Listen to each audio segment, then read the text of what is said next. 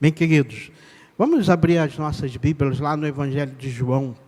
Quero compartilhar com vocês João, capítulo de número 5. Vamos ler do verso 1 ao verso 15.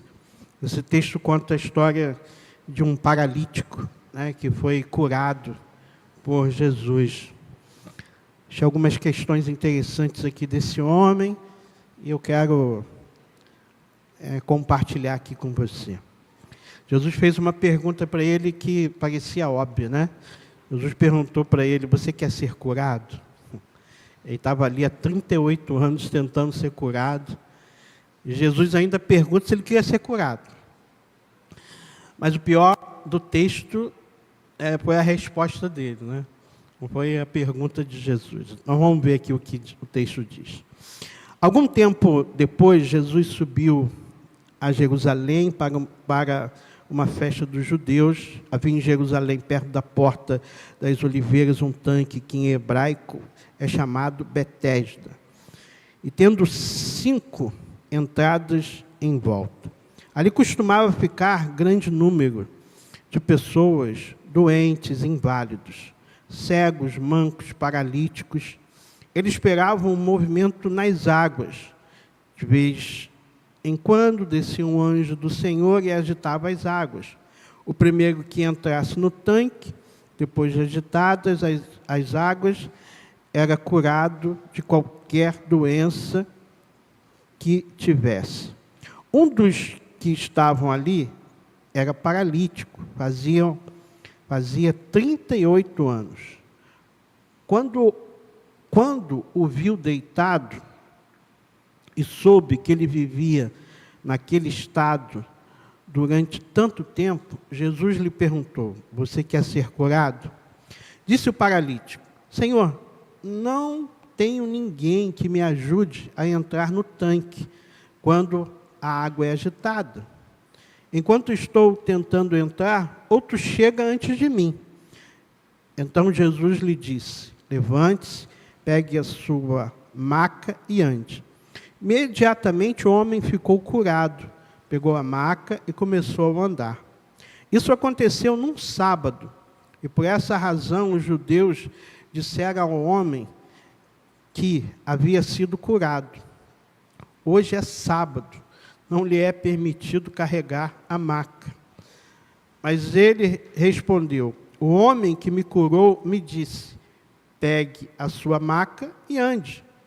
Então lhe perguntaram: quem é esse homem que lhe mandou pegar a maca e andar?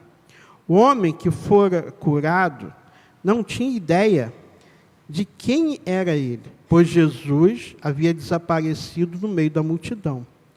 Mais tarde, Jesus o encontrou no templo e lhe disse: olhe, você está curado, não volte a pecar, para que algo pior não lhe aconteça. O homem foi contar aos judeus que fora Jesus quem o tinha curado. E aí? Então, quero pensar aqui com os irmãos esse texto aqui. O texto começa dizendo que era um período de festa lá em Jerusalém.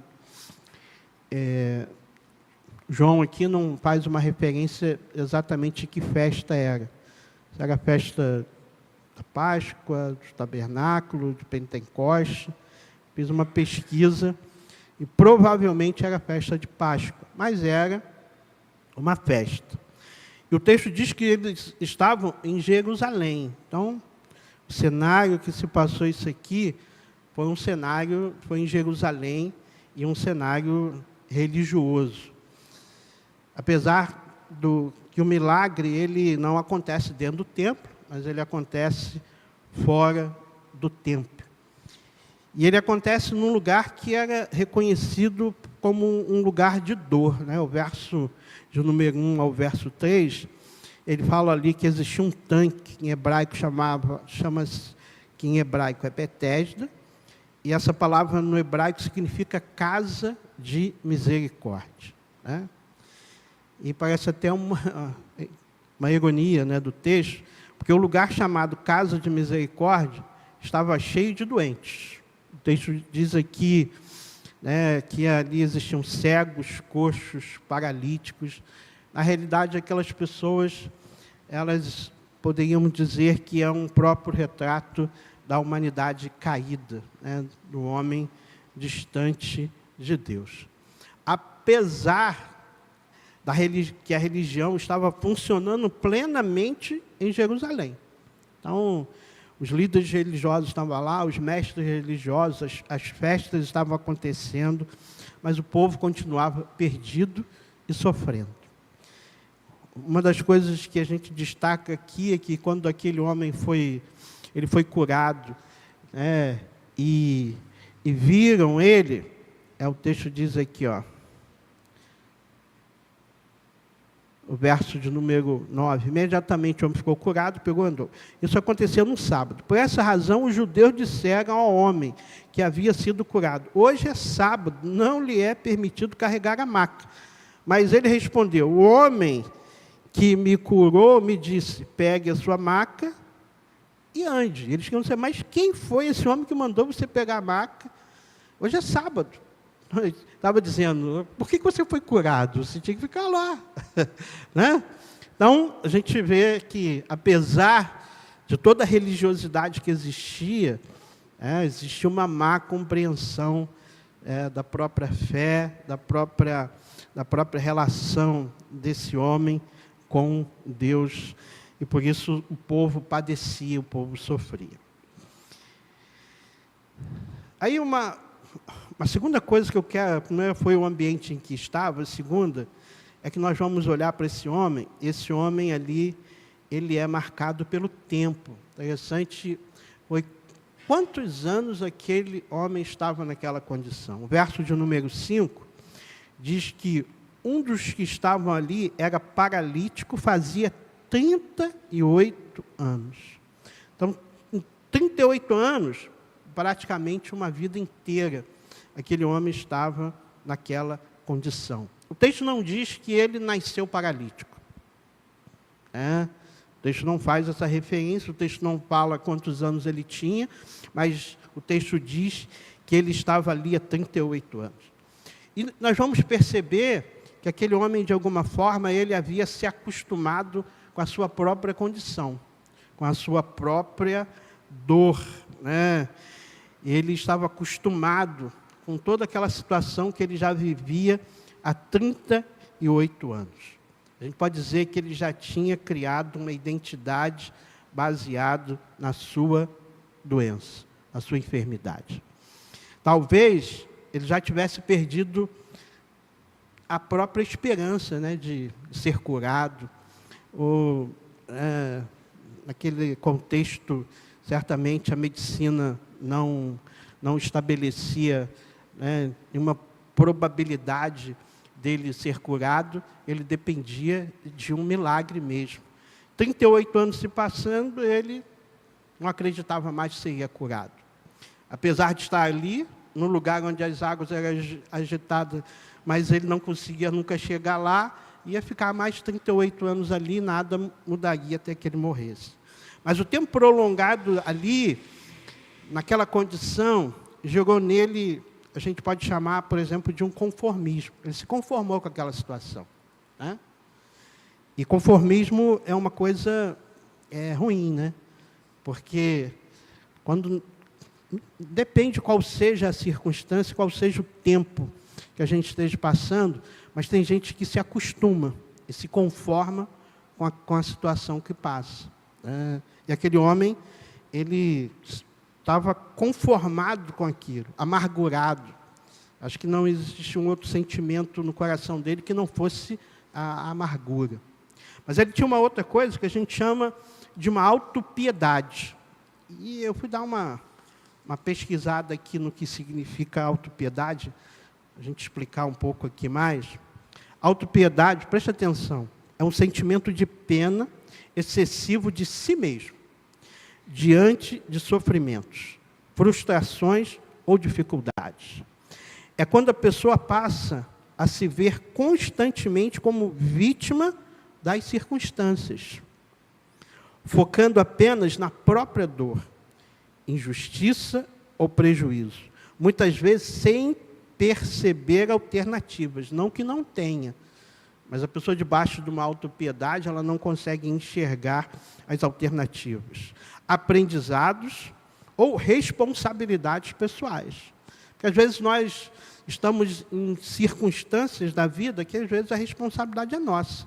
Consequência das nossas escolhas, dos nossos erros. E às vezes quando a gente vive essa coisa da autopiedade, a gente não consegue enxergar isso. A gente não consegue aprender com o problema que a gente está passando. Porque o Senhor, Ele nos ensina no meio do problema também. Né? No meio das circunstâncias que passamos. Então, se a gente fosse explicar aqui de uma forma simples, a autopiedade é sentir dó de si mesmo de forma prolongada e intensa. Normalmente a pessoa tem um discurso, nada dá certo para mim. Só eu sofro desse jeito. Ninguém passa pelo que eu passo. E a gente precisa entender que a autopiedade é diferente de você se sentir triste, porque a tristeza faz parte da nossa vida, somos humanos. Então, sentir triste ou reconhecer que está sofrendo não é autopiedade. A autopiedade acontece quando a pessoa se prende ao sofrimento, alimenta pensamentos negativos e repetitivos, usa a dor como justificativa constante, se coloca sempre no papel de vítima. Porque quem tem autopiedade sempre se coloca naquela posição de vítima. Nada para mim dá certo. Eu sou o único que estou sofrendo. Parece até um personagem bíblico que a gente conhece, que entrou na caverna. E na perspectiva cristã, a autopiedade pode nos afastar da confiança em Deus, porque nos leva a olhar apenas para o problema e não para o cuidado e soberania do Senhor. Porque o Senhor jamais Ele nos abandona. Ele está sempre presente na nossa vida. Então, o fato de sofrermos, de passarmos por circunstâncias difíceis, não significa que Deus está ausente. Significa que Ele tem propósito. E quando eu me coloco numa posição de vítima, só olho para aquela circunstância negativa, isso é uma coisa que muitas vezes eu procuro fazer com que as pessoas enxerguem, porque às vezes, diante de uma circunstância ruim, negativa, há pontos que são positivos. E a questão é que, às vezes, nós não olhamos para os pontos positivos, nós só olhamos para aquilo que é negativo, os nossos olhos ficam fixos ali. E quando eu falei desse personagem, é Elias, lembra do profeta Elias? Ele chegou num ponto que ele entrou numa autopiedade, só tem eu, estou sozinho nesse mundo, estou enfrentando essa mulher aí. Meu Deus, meu filho, tu não está sozinho não. Tantos profetas aí não se dobraram, sai daí, vai trabalhar. Não foi que Deus falou? Deus falou, não fica aí na caverna, não. Deus falou, sai, para com essa mentalidade de autopiedade e vai servir, vai me servir, vai trabalhar. E esse homem aqui, ele viveu exatamente isso. Exatamente isso. Pastor, mas como é que a gente vai saber disso? Daqui a pouco a gente vai entender de uma forma muito clara. Mas a grande questão daquele homem, o que muda a vida dele, é a presença de Jesus naquele lugar, naquele dia. Verso de número 6, diz assim, quando o viu, quem o viu? Jesus, quando o viu deitado e soube que ele vivia naquele estado durante tanto tempo, Jesus lhe perguntou, você quer ser curado? E a gente vê aqui, o texto fala aqui 3 ações de Jesus. Primeiro, o texto diz que Jesus viu. E eu gosto muito dessa expressão, quando Jesus vê. Porque assim, às vezes nós achamos que Jesus não está vendo a gente, Eu estou só. Ninguém está vendo o meu sofrimento. Isso nunca acaba. Mas Jesus está te vendo, querido. Amém, meu irmão? Jesus está vendo você. E Ele está vendo você numa dimensão em que ninguém vê. Ele te vê. Jesus, no meio a gente não sabe exatamente quantas pessoas, mas poderiam ter dezenas, centenas de pessoas que estavam doentes ali. Talvez em condições piores, mas Jesus viu aquele homem. Então, como Jesus o viu, Jesus nos vê também, sabe? Nós não estamos, as nossas lutas, Jesus não está indiferente a elas, né? Aquilo que passamos. Não está. Aí teve uma outra coisa, o texto diz que Jesus soube que ele vivia naquele estado durante há tanto tempo. Jesus soube da história daquele homem. Ou por revelação, ou porque Jesus perguntou a alguém. Porque Jesus teve o conhecimento do que aquele homem estava passando. Isso revela aquilo que eu já disse. O Senhor conhece a nossa história. Ele nos vê e Ele nos conhece. Ele nos conhece numa dimensão que ninguém conhece, querido. Ele conhece as nossas fragilidades, as nossas fraquezas. Ele conhece os nossos erros. Ele conhece os nossos maus pensamentos. Ele conhece as nossas lutas que acontecem aqui dentro. Ele conhece as nossas queixas. Pastor, é pecado se queixar para Deus? Não. É pecado você murmurar para o outro. Mas para Deus, não. Jesus disse: entra no teu quarto, fecha a tua porta e fala com teu pai, que te ouve. É só você e ele. Eu acho que diante de Deus nós temos a liberdade de falar o que nós estamos sentindo, né? Não é brigar com Deus, não, gente. Brigar com Deus você só vai perder, né? Mas é abrir o coração, dizer o que você sente, né? Dizer da tua dor, dizer das tuas lágrimas. Mas Ele já sabe, eu sei que Ele já sabe, mas Ele quer te ouvir. Ele quer te ouvir. Ele quer te ouvir, apesar dele te conhecer. Acho que uma das coisas mais... nós temos o ser humano, né, tem dificuldade, alguns mais do que os outros, de falar, de se expressar, de falar de si mesmo, não é? Tem gente que tem mais facilidade, tem gente que... E até mesmo para você compartilhar coisas que ninguém sabe, para algumas pessoas é muito difícil, porque você fica com medo do que a pessoa vai pensar, qual é a reação que a pessoa vai ter, se a pessoa vai te julgar, se o sentimento que a pessoa tem por você vai mudar, que ela vai conhecer algo da tua história que ela não conhece. Todo ser humano tem esse medo. Mas diante de Deus, a gente não precisa ter esse medo. Ele já sabe. A gente não pode ter medo de confessar para Deus um pecado, porque Ele já sabe que eu cometi esse pecado. Ele já sabe. Isso facilita muito. É abrir o coração para Ele. É abrir o coração, porque Ele já nos conhece. Mas o texto, ele fala de uma outra coisa. Jesus pergunta: você quer ser curado? E como eu disse aqui no início, essa pergunta parece ser uma pergunta óbvia, né? Ele fez isso com um cego, com Bartimeu, né? Tu queres? O cego disse: eu quero ver. E ele foi lá, que veja, curou ele. Não teve nenhuma conversa, né? Foi direto, como diz o outro, papum. Mas aqui, não, né? Aqui não. Até aqui vai revelar uma condição daquele homem ali, que para alguns não era clara. Como eu disse, ele havia se acostumado com aquela situação. E será que ele queria mudar o quadro dele? Porque às vezes tem gente que não quer mudar o seu quadro. Às vezes tem gente que vive um quadro de sofrimento. Não. Às vezes a pessoa está em sofrimento, chama atenção, né? Chama atenção de quem você quer, recebe carinho de quem você quer. É ou não é? Tem pessoas que fazem isso. Não sei, aquele homem, a resposta que ele vai dar, vai revelar isso aí. Eu escrevi aqui: há pessoas que querem alívio, mas não transformação.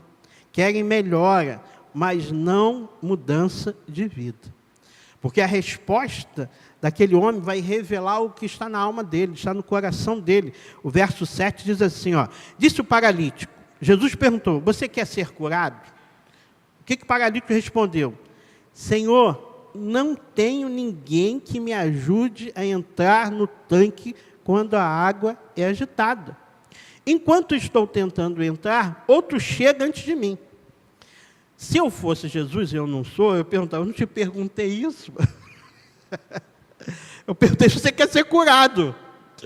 É ou não é?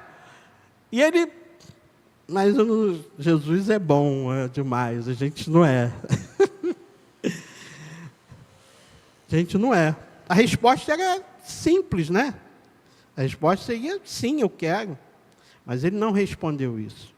Ele vai se justificar a condição ali. E ali vai revelar 3 coisas também. Então, vamos lá. Vai revelar, na fala dele, ele revela 3 coisas. A primeira coisa, uma solidão. Não tenho ninguém.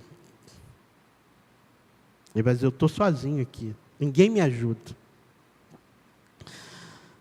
Ele poderia até pedir ajuda, mas todo mundo ali estava na mesma condição. Todo mundo queria entrar no tanque primeiro, quando a água era agitada. Ninguém ia ajudar ninguém. Porque se alguém ajudasse ele, alguém deixaria de entrar na água. Mas ele expressa ali, ele não tinha ninguém. Eu não sei se naquele lugar um familiar podia ficar, alguém podia estar com ele para ajudar ele. A gente não tem essa informação. Mas isso revela uma solidão. Revela uma outra coisa que às vezes é muito comum quando a gente passa por algumas circunstâncias. Transferência de responsabilidade. Quando a água é agitada, outros descem antes de mim. É o que ele diz aqui. Então, ele está transferindo a responsabilidade. Eu não consegui por causa do outro. O outro não me deixou. Isso é uma síndrome, né? Essa síndrome vai acontecer lá no Éden. E quando o homem peca, Deus ele se esconde do homem, né? Deus vai descer, o homem se esconde de Deus. E aí pergunta, o que houve, Adão? Adão bota a culpa em quem? Ele bota em Deus e na esposa. Porque ele diz, foi a mulher que tu me deste. A culpa é tua mesmo, que não escolheu a mulher direito, né? Foi por causa dela que eu comi. Aí a mulher diz, foi a culpa da serpente. A serpente, né? Todo mundo sofreu as consequências. Síndrome da transferência de culpa. E às vezes acontece conosco, né, irmãos? Às vezes a gente está na caminhada, passa por algumas questões, nós não queremos olhar as nossas responsabilidades. A gente não quer ver onde a gente errou para acertar. Aí é mais fácil botar a culpa no outro. A culpa é da esposa. A culpa é do esposo. A culpa é do líder. A culpa é do meu chefe. A culpa é do pastor. A culpa é de Deus. Às vezes o problema somos nós. E aquele homem está dizendo, está transferindo responsabilidade. Estou aqui nessa condição porque ninguém me ajuda. E revela uma terceira coisa, mentalidade vítima, autopiedade. Ele explica por que nunca consegue. Mas a questão que aquilo que certamente ele esperou durante os 38 anos da vida dele, estava ali diante dele. Jesus estava diante dele, Jesus estava perguntando a ele, você quer ser curado? Só ele responder, sim, eu quero. Como cego, Jesus que foi lá, o cego enfrentou até os discípulos, porque os discípulos mandaram aquele homem calar a boca, vamos dizer, filho de Davi, tem misericórdia de mim. O cego era mais crente que os discípulos naquela ocasião. Porque ele estava falando de um termo messiânico, chamando Jesus de filho de Davi, era uma expressão messiânica. Estava dizendo que ele reconhecia que Jesus era o Messias. E os discípulos mandando ele calar a boca. Jesus, opa, tu queres? Eu quero ser curado, quero ver. Toma. Mas esse homem não, estava debaixo ali de uma mentalidade de vítima, de uma autopiedade, conformado com aquela situação. Muitas vezes as pessoas estão presas. A falta de perdão, as decepções, as ausências, a autopiedade. A doença daquele homem não era uma doença só física, mas era emocional e era espiritual também. Mas Jesus estava ali, né? E onde Jesus está, tudo muda. A presença de Jesus muda tudo. Por isso que Jesus é o maior bem que a gente possa ter. Não há nada que se compara àquilo que representa ter Jesus, ser de Jesus, se relacionar com Ele, ter vida nele. Sabe, nada se compara a isso. Nada, não existe bem material, não existe nada. Por isso que a Bíblia diz que aquilo que nós temos de mais precioso é Ele, é o Senhor. E Jesus estava ali. Eu penso quando Jesus realizou o primeiro milagre, né, João mesmo fala lá, João capítulo 3, que fala que ele transforma, né, a água em vinho no casamento. Eu costumo pensar que aquele foi o casamento mais diferente que existiu ali, porque Jesus estava ali, a presença de Jesus estava ali, e quando Jesus está presente, querido, Ele faz a diferença, Ele realiza o milagre, Ele transforma, Ele faz aquilo que nós não podemos fazer, mas nós temos que permitir que Ele faça, temos que permitir que Ele faça, e Jesus estava ali. E Jesus olhou para aquele homem, verso 8 diz assim, ó, então Jesus lhe disse, levante-se, pegue a sua maca e ande. E imediatamente o homem ficou curado, pegou a maca e começou a andar. O texto ainda diz, isso era no sábado. Mas Jesus deu uma ordem a ele, levante-se, pegue a sua maca e ande. Na realidade, nós vamos ver aqui 3 ordens de Jesus. Né? 3. A primeira coisa, ele diz, levante-se. Irmãos, isso significa que a nossa fé, ela exige atitude. Exige ação. Claro que nós não podemos, no nome de Jesus, tomar atitudes fora da vontade dEle, achando que Deus vai, né, simplesmente porque você tomou uma decisão, não baseada na vontade dEle, mas numa ação sua, que Ele vai aprovar. Não vai.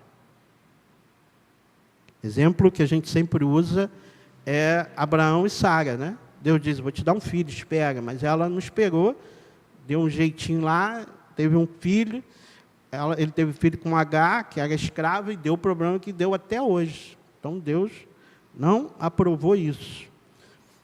Mas a fé exige atitude. Veja que, quando nós ouvimos a voz de Deus, quando nós ouvimos a ordem de Deus, quando nós entendemos qual é a vontade de Deus, nós precisamos ter atitude, querido.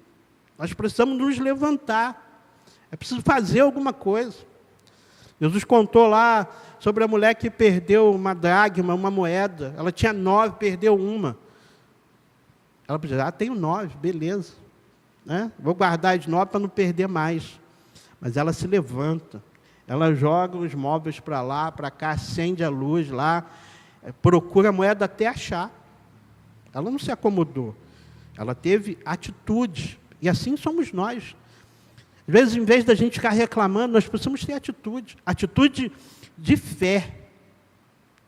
Crendo naquilo que cremos. Não achar que somos, Deus não olha para mim, nunca vai mudar. Se você ficar assim, nunca vai mudar não, irmão. Outra coisa que Jesus disse, levante-se e ande, mas Jesus disse, pegue a sua maca. Olha só, aquilo que o carregava agora, será carregado por ele. O passado não desaparece, mas ele perde o domínio na nossa vida. Então, a maca que aquele homem estava levando, é a maca que carregou ele durante 38 anos. E agora, ele estava carregando a maca. Houve uma mudança ali. Né? Ali representava o seu passado, sim. Mas o passado já não dominava ele. O que eu estou dizendo para você, querido, que na nossa vida, a gente não sofre de amnésia, né? Não existe uma amnésia espiritual. Quando, às vezes, passamos por situações, Deus vai apagar isso da tua mente. Não vai. Mas você vai transformar aquela situação. Aquela situação vai gerar em você, sabe, uma atitude de fé. E aquilo vai ser uma marca da manifestação do poder de Deus sobre a sua vida. Do kairós de Deus no teu cronos, como a gente já falou aqui, né? Então ele diz, pegue a sua maca e vá. Mas ele disse a terceira coisa, ande. Porque não é apenas levantar, é iniciar uma nova caminhada. Então, não é apenas você levantar e pegar a maca, mas tem que andar. Ou seja, tem que começar algo. Então, aquele homem passou a viver uma nova história. Ele foi imediatamente curado. O texto diz isso. Imediatamente ele foi curado. E o milagre ali, né, não dependeu da água, não dependeu do movimento da água, não dependeu da ajuda de terceiro, mas dependeu única e exclusivamente da palavra de Jesus. É quando Jesus disse a Simão, né, lá no barco, pescaram a noite toda, não pegaram nada. Aí Jesus disse, joga aí a rede. Mas está na beirinha, Jesus. Aqui o peixe não chega aqui. Mas ele joga, ele diz, pela tua palavra, lançarei essa rede. E a gente conhece a história, a rede veio cheia, né? É assim, querido. Isso é sermos movidos pela fé, pela palavra de Deus. Quando ele diz para você, lança a rede, lança. Quando ele diz para você, levante, se levante. Quando ele diz para você, pegue a sua maca, pegue aquilo que te dá dor, carregue e ande. Ou seja, escreva uma nova história. Mude a sua realidade. Mas isso depende de uma dependência plena em Jesus. Crendo nele. Não na nossa força, não na nossa capacidade, não que eu sei, mas em Jesus. Foi o que aquele homem experimentou. E aquele homem experimentou uma cura plena, completa. A gente conclui aqui, interessante que o verso 14 diz assim, mais tarde, a gente não sabe mais tarde quando foi isso. Mas mais tarde, Jesus encontrou com aquele homem no templo. Eu fiquei pensando nisso, né? Eu creio que foi no mesmo dia. Que certamente o milagre pode ter acontecido pela manhã, e mais tarde eles se encontraram no templo. Aquele homem podia ir para vários lugares, né? Aquele homem podia visitar a família dele. Quantas pessoas, nesses 38 anos, esse homem não viu? E agora aquele homem estava andando, o milagre aconteceu. Ele podia ir em vários lugares, mas aonde ele estava?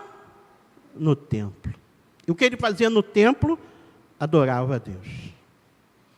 Ele foi ali para isso. Percebe, irmão? Então, Jesus encontra com ele. Então, ele estava ali, plenamente curado, totalmente curado.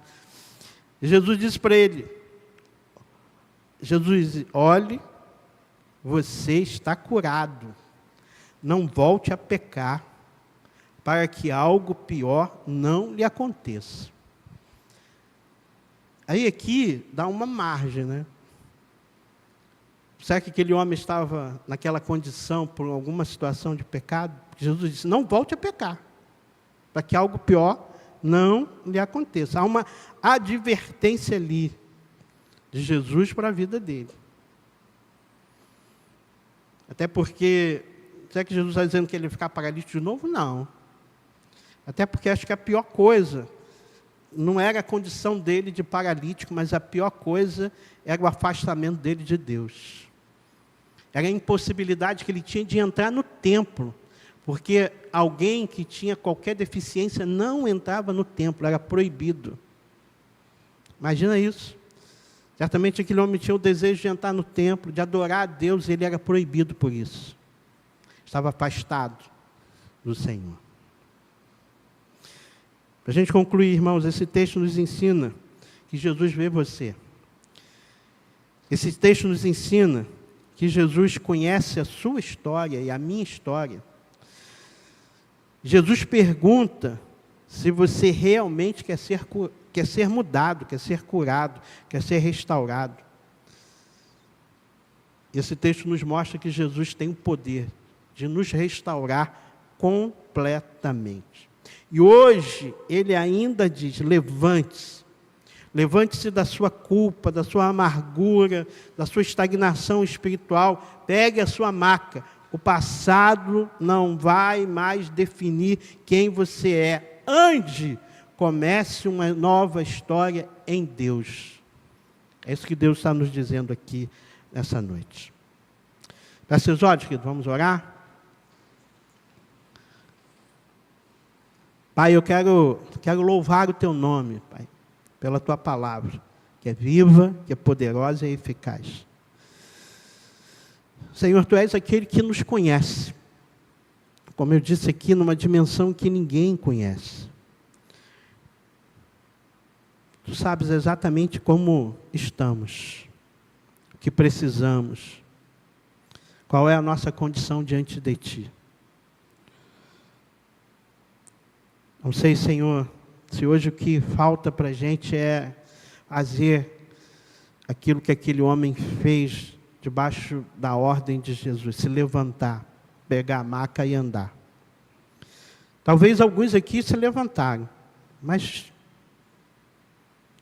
a maca, ou seja, o seu passado, a sua culpa, a sua tristeza, ainda é algo que paralisa a sua vida.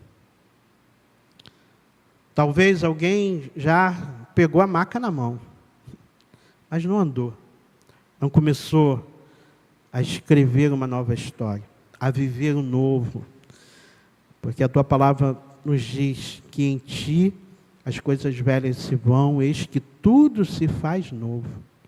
Pois Tu tens um poder de escrever uma nova história, de fazer coisas novas na nossa vida, ó Pai. Independente, Senhor, do momento em que cada um pode estar passando, eu creio, Senhor, que Tu és o mesmo que deu aquela ordem àquele paralítico. E Tu continua, Senhor, nos vendo. Tu continua, Senhor, Pai, disposto a nos ajudar, a mudar a nossa história, ó Pai.